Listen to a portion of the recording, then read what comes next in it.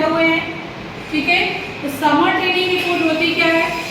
पहले आपको इसको बोला जाता था प्रोजेक्ट रिपोर्ट, जो कि आपके सब्जेक्ट का एक हिस्सा होता है।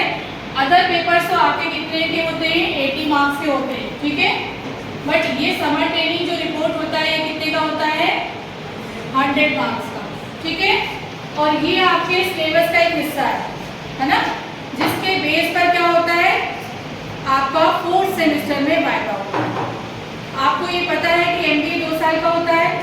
फर्स्ट सेमेस्टर कॉमन है, सेकेंड सेमेस्टर में फर्स्ट ईयर कॉमन है, सेकेंड ईयर में you have to choose specialisation. जो स्पेशलाइजेशन है आपके HR, finance, marketing, retail, banking, तो you can opt to specialisation. तो 2 स्पेशलाइजेशन आप लेते हो। सपोज आपने लिया एचआर एंड फाइनेंस, एचआर और फाइनेंस लिया आपने, तो एचआर और फाइनेंस में से जो भी टॉपिक आपको समझ में आता है, ठीक है। अगर आपने एचआर, मेरे टॉपिक भेजे हमने, है ना, भेजे ना? यस और नो तो बोला करो। देखा भी है कि नहीं देखा? देखा है ना।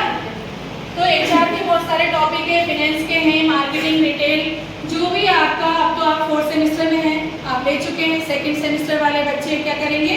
अब लेंगे, पर अपनी से माइंड सेट कर लेंगे कि हमको कौन से फील्ड में जाना है, तो उसी पर बेस रखते हुए क्या बनाते हैं? प्रोजेक्ट बनाते हैं। और प्रोजेक्ट बनाना क्यों जरूरी होता है? क्योंकि जब हम प्रैक्टिकली किसी काम को करते हैं और करने जाते हैं, सपोज आपने एचआर पे ले लिया कि रिक्रूटमेंट एंड सिलेक्शन, तो किसी कंपनी, सबसे पहले तो हम क्या सिलेक्ट करते हैं? कोई कंपनी, कि किस कंपनी में हम काम करने जाएंगे, है ना। सपोज आपने चूज कर लिया सैम ग्लोबल यूनिवर्सिटी, तो सैम ग्लोबल यूनिवर्सिटी के एम्प्लॉयज का रिक्रूटमेंट और सिलेक्शन कैसे होता है, ठीक है। अब रिक्रूटमेंट एंड सिलेक्शन कैसे होता है?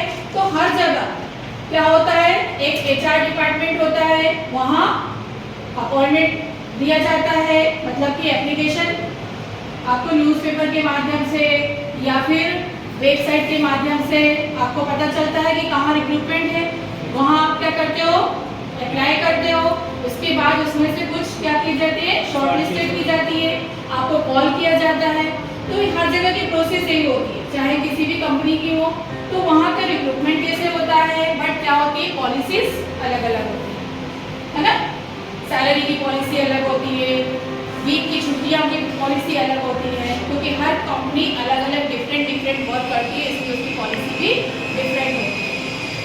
तो सबसे पहले आपको कंपनी सिलेक्ट करना है, कौन सी कंपनी का हमको वर्क करना है। उसके बाद उस कंपनी में क्या करना है? टॉपिक, जो भी आपका इंटरेस्टेड टॉपिक है, उस फील्ड को आपको क्या करना है? लेना है। तो वही है आपका कि यहाँ समर ट्रेनिंग रिपोर्ट में आपका यहाँ सबसे पहले हेडिंग, जो टाइटल पेज होता है, इसको हम क्या बोलते हैं? Title page. तो टाइटल पेज में हमारा क्या होता है? टाइटल का नाम और जिस भी कंपनी से हम वर्क करने जा रहे हैं, जिस कंपनी पे हम काम करने जा रहे हैं, उसकी प्रोफाइल पे उसका लोगो। और हमें गाइड किसने किया, है ना। तो सबमिट की कहाँ करना है? तो यहाँ पर सबमिटेड बाय, ठीक है। बाय में किसका नाम आता है? आपका नाम, जिसके द्वारा किया जा रहा है। और सबमिटेड टू, जिसके पास आपको सबमिट करना है उसका नाम। तो यहाँ आपको फॉर्मेट दिया गया है ना, बना के कि कैसे करना है। अब सेकेंड पेज पर हम आते हैं। तो सेकेंड पेज क्या है हमारा? डिक्लेरेशन। डिक्लेरेशन का क्या मतलब होता है? आपकी तरफ से आप डिक्लेयर करोगे, डिक्लेयर करना कि ये जो हमने काम किया है कहीं से हमने कॉपी नहीं की है, ये हमारा जो वर्क है कैसा है? ओरिजिनल वर्क है, इसमें किसी प्रकार की कोई डुप्लीकेसी नहीं है, ठीक है। तो ये क्या होता है? आपकी तरफ से डिक्लेरेशन। मतलब हम बोल सकते हैं कि छोटा सा लाइक अ PhD रिसर्च वर्क, है ना, कि आपको कोई टॉपिक पे रिसर्च करना है, कि आज हमने बोल दिया कि जाओ आनंद नगर में कितनी गाड़ियाँ खड़ी हैं, वो आप रिसर्च करके लाओ। तो आपने 2 व्हीलर कितनी है, 4 व्हीलर कितनी है, पार्किंग एरिया कितना है, फिर आज का आपने डेटा कलेक्ट किया और संडे का, तो आपको सबसे ज़्यादा कहाँ मिलेगा? संडे, है ना। अभी लॉकडाउन में क्या हुआ था? संडे पे वेट क्यों किया गया था? क्योंकि संडे में ज़्यादा गैदरिंग होती है, भीड़ होती है, लोग ज़्यादा पहुँचते हैं, इसलिए वहाँ पर वो किया गया था। तो डिक्लेयर डिक्लेरेशन आपको लगाया जाता है कि मेरे द्वारा किया गया है और ये मेरा ओरिजिनल वर्क है, ठीक है। उसमें आपका जिस भी आपका कहाँ सबमिट कर रहे हो, किस कॉलेज में आपको असाइन किया है उस वर्क के लिए, उस प्रोजेक्ट वर्क के लिए, तो ये पूरा दिया गया है, आपका नाम और इसमें आपकी तरफ से पूरा डिक्लेरेशन फॉर्म है। ये आपको ग्रुप पे मिल चुका है सबको, ठीक है। इसके बाद जो भी क्वेरीज होगी आप लोग पूछना, है ना। नेक्स्ट जो पेज है हमारा सर्टिफिकेट, ठीक है। सर्टिफिकेट में क्या होता है, सर्टिफिकेट कौन देगा, जहां आप ट्रेनिंग कर रहे हो। देखो एमबीए में या कोई भी फील्ड में अब प्रोजेक्ट वर्क को ज़्यादा इंपॉर्टेंट दिया जाने लगा है, क्योंकि प्रैक्टिकली नॉलेज होना बहुत ज़रूरी है, ठीक है। किताबी नॉलेज हम ले लेंगे, पढ़ लेंगे, पर जब आप कंपनी में जाओगे तो आप ये जब वर्क करते हो, इंटर्नशिप कहते हैं उसको, क्या बोलते हैं, इंटर्नशिप। तो 45 डेज की इंटर्नशिप बहुत ज़रूरी होती है। और कई बार तो कंपनी क्या करती है कि अगर आप इंटर्नशिप के लिए जाते हो, कंपनी को लगता है कि यार ये बंदा बहुत अच्छा है, ये बंदी बहुत अच्छी है, लड़का लड़की, तो उसको वो लोग परमानेंट क्या कर लेते हैं, अपने यहाँ रख भी लेते हैं, है ना, जॉब पे भी उसको हायर कर लेते हैं। तो वही है कि ये सर्टिफिकेट आपको कंपनी देती है कि इसने 45 डेज की, 3 मंथ की, 2 मंथ की, इतने डेज की हमारे यहाँ से ट्रेनिंग किया है और ट्रेनिंग करके क्या किया है, ओरिजिनल वर्क किया है। और इसमें आपको क्या देता है, एक स्टाइपेंड देती है कोई भी कंपनी जब अपने यहाँ काम कराती है। देखो ऐसे तो आप लोग लर्निंग कर रहे हो, सीख रहे हो, वो आपको अपने यहाँ इंटर करने दे रही है, सिखा रही है, पर फिर भी आपका आने जाने का खर्चा या जो सैलरी नहीं कहलाती है, उसको क्या बोलते हैं, स्टाइपेंड, ठीक है। वो आपको एक स्टाइपेंड के रूप में आपको रेम्यूनरेशन जो आप उसको कर रहे हो वो देती है, ठीक है। नेक्स्ट क्या है, एक्नॉलेजमेंट। एक्नॉलेजमेंट मीन्स आभार व्यक्त करना, है ना। तो एक्नॉलेज करोगे कि नहीं करोगे, भाई जिसने भी आपको गाइड किया है कि आपको यहाँ जाना है, या आपको उस कंपनी में बात करके भेज रहा है कि हमारे बच्चे वहाँ आएंगे, इतने बच्चों का टीम आएगी, आपको 45 डेज की ट्रेनिंग देना है, तो उसके लिए आपके सर्टिफिकेट में क्या लगाया जाता है, same college of management technology Bhopal और एमबीए डिपार्टमेंट के स्टूडेंट हैं हम, और हम एक्नॉलेजमेंट करते हैं जो जिस फैकल्टी का, अपने माता पिता का, जिन्होंने आपको इंकरेज किया उनका, आपके फ्रेंडों का, तो इसमें लिखा जाता है, ठीक है। इसके बाद शुरू होती है हमारी पूरी पीएचडी, है ना, थीसिस, जिसको कि हम बोलते हैं कंटेंट। अब कंटेंट में ये जो भी आपके टॉपिक्स आते हैं, अभी आपको इसके बारे में मैं रिक्वेस्ट करूंगी प्रोफेसर पूजा साहू मैडम से कि पूरा आपको ब्रीफ करेंगी, कोई एक टॉपिक को लेकर आपको क्लियर कर देंगी कि किस तरह से आपको कंटेंट में ध्यान में रखते हुए कौन कौन से टॉपिक पे कैसे काम करना है, ठीक है।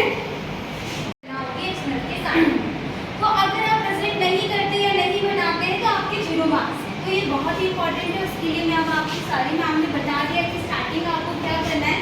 उसके बाद जो है आपका टेबल ऑफ कंटेंट, तो इससे अब आपका स्टार्ट होगा। सबसे फर्स्ट थिंग तो कि आपने जैसे HR, फाइनेंस, मार्केटिंग सब कुछ आपने डिसाइड कर लिया है, ठीक है।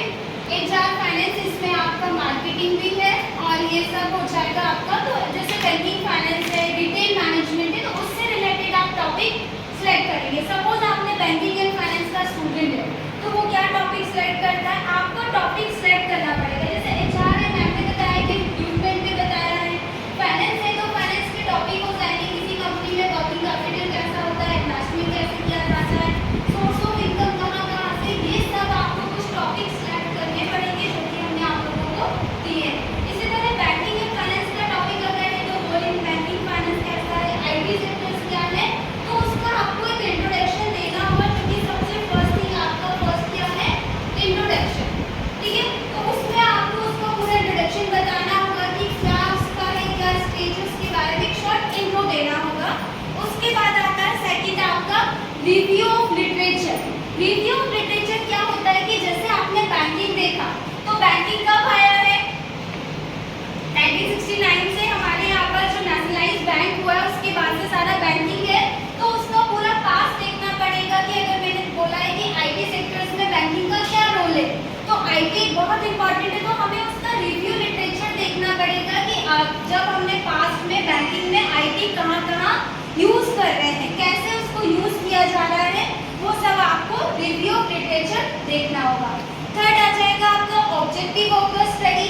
जो भी आप स्टडी कर रहे हो, क्यों कर रहे हो आप, क्योंकि आपने देखा कि आपका मोटिव था कि आप इंटर्नशिप वहाँ पे करेंगे 45 डेज का, तो जिस भी टॉपिक को सिलेक्ट करेंगे उसके कुछ ऑब्जेक्टिव्स होंगे, आप वहाँ से क्या लर्निंग कर रहे हैं। सपोज आपने बैंकिंग में देखा तो आप क्या कर पाएंगे, कस्टमर डील देख पाएंगे, आईटी में कैसे इसका रोल होता है, कैसे उसको मैसेजेस के थ्रू आप उसको करते हैं, एटीएम का कैसे यूज होता है, तो ये सब आईटी में आ जाएगा कि इसका एटीएम मतलब क्या यूज कर पा रहे हैं। थर्ड आपका फोर्थ हो जाएगा रिसर्च मैथोलॉजी। रिसर्च मैथोलॉजी क्या होगा, जब आपने फर्स्ट एक इंट्रोडक्शन किया, फिर उसका रिव्यू ऑफ लिटरेचर किया, देन आपका हो जाएगा ऑब्जेक्टिव। उसके बाद रिसर्च मैथोलॉजी, जैसे मैम ने भी बताया था कि आपको रिसर्च करना होगा, आपको डेटा सेलेक्ट करना है। तो जहाँ भी आप इंटर्नशिप करेंगे आप रिसर्च डेटा कलेक्ट करेंगे। 2 टाइप्स का डेटा होता है, एक प्राइमरी डेटा होता है और एक सेकेंडरी।